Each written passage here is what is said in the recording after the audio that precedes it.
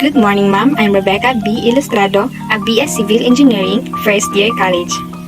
And now I would like to share the video representation I choose from the topics, which are globalization of technology and the internet. But first, let us define technology and the internet. Technology is a machinery and equipment developed from the application of scientific knowledge, while the internet is a global computer network providing a variety of information and communication facilities, consisting of interconnected network using standardized communication protocols. Technological globalization can be defined as the increasing speed of technological diffusion across the global economy. It refers to the spread of technologies around the globe, and particularly from developed to developing nations, in which the internet plays a major role, has revolutionized how people work, expanded the global knowledge base, and provided a variety of ways of bringing people in cultures closer together. It explains how we are going to communicate in various countries and negotiate by utilizing technologies with network. Now you know the meaning of technology and the internet. Let's proceed to the globalization on technology and the internet and how I experienced the globalization in my daily life. When I was a kid, I always experienced globalization because of what I eat, use in everyday life, and my things for my school, and the various style of my clothes. But I never experienced the technologies and internet at that time. We didn't have any technology then, even television, due to the lack of electricity system. But this time, I've always experienced the advanced technology and the internet today's world. For instance, I'm studying but I have to use technology like a cell phone, laptops, and etc. so that I can attend our class. But I must also have an internet connection because the classroom is now on the website. Unlike the face-to-face classes, we will enter the literal classroom without any internet employee. When it comes to the internet, I have so many challenges due to the lack of connection or network system in our place. So I need to go far from our home and find a network system to send my activities and attend our classes. Luckily, my sister provides wireless LTE, which data technology that allows people access to high-speed internet without the need of cables, so that we are easy to communicate with our family by utilizing technology with the higher speed internet in any prospective places. We can Video call with my families and can watch TikToks or can TikToks, and also can watch or read news. But that's not all my experience about technology and the internet. Here are the real highlights of my experience in technology and internet. Let's start. Now we talk about the various games and online shops that came from any other countries, and even users are from different countries as well. We start to the games. A Mobile Legend and the Call of Duty, where people or children are addicting with these two kinds of game, and etc.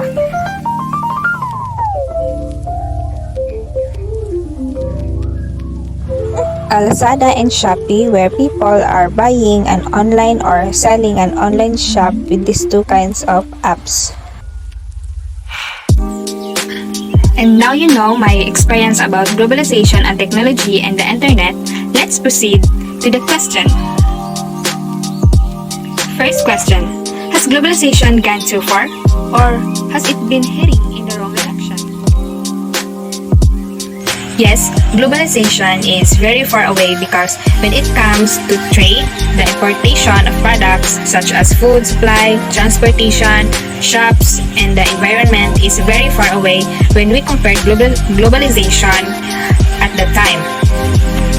But it also becomes complicated because it is heading in the wrong direction due to the technologies such as cell phones and computers and etc. Controls ourselves with every move and gesture in every time. For instance, children are born with the advancement of technologies. And what is already happening in our country and economy, the disadvantage is that technology has various topics that causes children to learn and no longer know how to respect elders, know how to help their parents, and don't know how to negotiate with other children outside because they they always focus on gadgets and the internet. And some of them will not be able to survive without technology and internet one. Second question. For you, what is globalization and the connection in today's pandemic? Globalization is become strongly because of the people in the various countries, united as one to fight these challenges that arrive of our world. Because of the pandemic, all executive leaders are united together or helping each other to prevent and vanish these viruses that spread to all over the world. And this is not just in one country, as many people are dead and isolating and also experiencing these cases that we are now, but it is all over the world, or we call it a globalization pandemic crisis. Third question. How do you act with the negative experience you encounter about globalization? As being human in this world, I cope up the negative experiences about globalization through accepting the nations and the world of the new globalization. And also, I can change my mindset. I change my mindset into positive way to fight the challenges that came to our lives and world. And as a Christian, I redeem myself in life with our Almighty God and believe Him and surrender Him all decision in your life.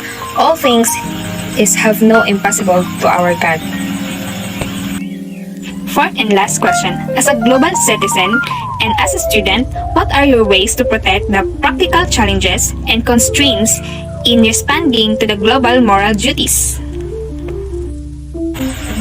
As a student, simply evaluate the youth selves and educate the new beginning of our nations and the changes of our world. Being a global citizen does not mean that you have give up the other citizen identities.